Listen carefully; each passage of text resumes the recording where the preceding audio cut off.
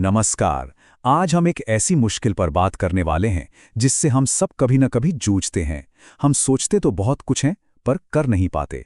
तो चलिए आज इसी को समझते हैं कि अपने इरादों को, अपने सपनों को हकीकत में कैसे बदला जाए। अच्छा, याद कीजिए, हम सब नए साल पर या अपने जन्मदिन पर कितने बड़े बड़े प्रॉमिसेस करते हैं, है ना?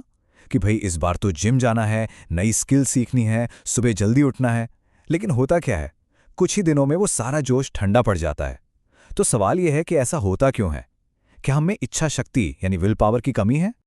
और इसका जवाब शायद थोड़ा हैरान करने वाला है। देखिए, असली प्रॉब्लम विल पावर की नहीं है। असली प्रॉब्लम है एग्जीक्यूशन की, यानी उस काम को करने की। हमारे इरादे तो बहुत अच्छे होते हैं, पर हम उन्हें एक्शन में बदलने की कला में कहीं ना कहीं चूक जाते हैं।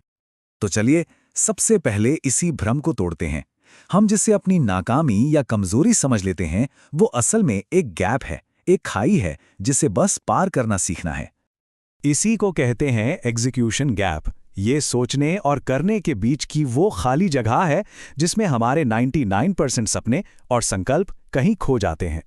तो ये कोई हमारी मॉरल फेलियर नहीं है, ये एक स्किल गैप है जिसे भरा जा सकता है। गुरुदेव पंडित श्रीराम शर्मा आचार्य जी ने इसे बहुत ही खूबसूरती से समझाया है। वो कहते हैं कि कोई भी संकल्प एक बीज की तरह होता है। अब सोचिए, बीज कितना भी अच्छा क्यों ना हो, अगर उसे लगातार एक्शन का पानी और मेहनत की खाद नहीं मिलेगी तो वो पौधा कैसे बनेगा? फल तो बहुत दूर की बात है। तो सबसे जरूरी सबक क्या है? सोचना, प्लान बनाना, विश्लेषण करना, ये सब ठीक है, पर एक पॉइंट के बाद इसे बंद करके पहला कदम उठाना पड़ता है। बस शुरू करना है, चाहे वो कितना भी छोटा क्यों ना लगे। ठीक है, मान लिया कि लगातार एक्शन लेना है, पर सवाल यह है कि उसके लिए वो एनर्जी, वो अंदरूनी ताकत कहाँ से आएगी? ये सिर्फ बाहरी मोटिवेशनल वीडियो देखने से नहीं आती। इसका असली सोर्स तो हमारे अंदर ही है। गुरुदेव इसे प्राण ऊर्जा या वाइटल फोर्स कहते हैं। ये हमारी वो मौलिक जीवन शक्ति है जो हमारी इच्छा शक्ति के इंजन को स्टार्ट करती है और उसे एक्शन की पावर में बदल देती है। ये सिर्फ मोटिवेशन नहीं है, ये वो अंदरूनी फ्यूल है जो हमें लंबे समय तक चलाते रखता है। और जब किसी के अंदर ये प्राण ऊर्जा हाई होती है ना, तो फर्क साफ महसूस होता है। फोकस बढ़ जाता है, मन इधर उधर भागना कम कर देता है, और सबसे बड़ी बात, किसी काम को सिर्फ शुरू करने की नहीं, बल्कि उसे पूरा खत्म करने की हिम्मत और आदत बन जाती है। असल में देखा जाए तो एक्शन में रहना, अपने काम में जुटे रहना, अपने आप में सबसे बड़ी पूजा है। जब कोई अपने लक्ष्य के लिए पूरी लगन से काम करता है, तो वही उसकी सबसे सच्ची प्रार्थना बन जाती है। तो अब आते हैं असली मुद्दे पर। इस प्राण ऊर्जा को इस्तेमाल करके सोचने और हासिल करने के बीच एक पुल, एक ब्रिज कैसे बनाया जाए, इसके लिए एक बहुत ही प्रैक्टिकल 3 पिलर्स वाला प्रोटोकॉल है। ये एक्शन ब्रिज 3 मजबूत पिलर्स पर टिका है। पहला, अपने बड़े से लक्ष्य को छोटे छोटे मैनेजेबल हिस्सों में तोड़ देना। दूसरा, हर छोटे काम के लिए एक डेडलाइन, एक टाइम लॉक सेट करना। और तीसरा, अपने लक्ष्य के बारे में किसी भरोसेमंद इंसान को बताकर एक सोशल अकाउंटेबिलिटी बनाना।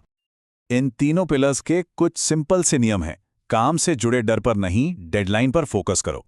रोज का काम रोज निपटाओ, क्योंकि कल की बड़ी जीत आज के छोटे छोटे कामों से ही बनती है। और हां, अकेले चलने की गलती मत करो। जब हम किसी को अपने गोल के बारे में बता देते हैं तो पीछे हटने में थोड़ी शर्म आती है। इस पूरी बात को और अच्छे से समझने के लिए एक बहुत ही प्यारी सी कहानी है जो इरादे और एक्शन के बीच का फर्क बिल्कुल साफ कर देती है। कहते हैं, एक शिष्य ने गुरुदेव से पूछा कि इतने अच्छे अच्छे इरादे रखने वाले लोग भी कामयाब क्यों नहीं हो पाते? तो गुरुदेव ने जवाब दिया, सोचो, एक छोटी सी नाव है जो लगातार चप्पू चला रही है, वो मीलों दूर निकल जाती है। वहीं दूसरी तरफ एक बहुत बड़ा आलीशान जहाज है, पर अगर उसका इंजन बंद है तो वो बस किनारे पर खड़ा एक खूबसूरत सपना ही तो है।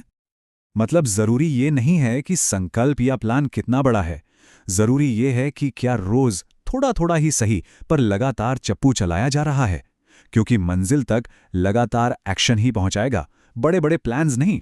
और हां, ये बात हमेशा याद रखने की है, सफर में फेल होना एक घटना है, एक इवेंट है जो किसी के भी साथ हो सकता है, लेकिन उस एक घटना की वजह से हार मानकर रुक जाना, ये एक चॉइस है, एक फैसला है, और वो फैसला हमें कभी नहीं लेना है।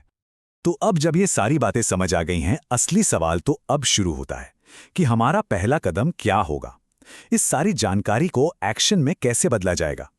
किसी भी काम को करने का सबसे अच्छा समय अभी होता है। टाल मटोल की आदत को ही सबसे पहले टाल देना है।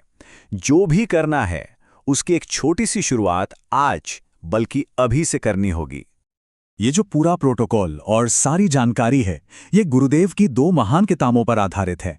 गायत्री महाविज्ञान, जो प्राण ऊर्जा के विज्ञान को गहराई से समझाती है, और संकल्प शक्ति, जो लगातार एक्शन लेने की ताकत सिखाती है। तो इस चर्चा के अंत में एक सवाल अपने आप से पूछने के लिए है। आज अपनी मंजिल की तरफ वो कौन सा एक छोटा सा कदम उठाया जा सकता है? अपने नाव का वो पहला चप्पू आज कैसे चलाया जा सकता है? इसका जवाब ही हमारी पूरी यात्रा की दिशा तय करेगा।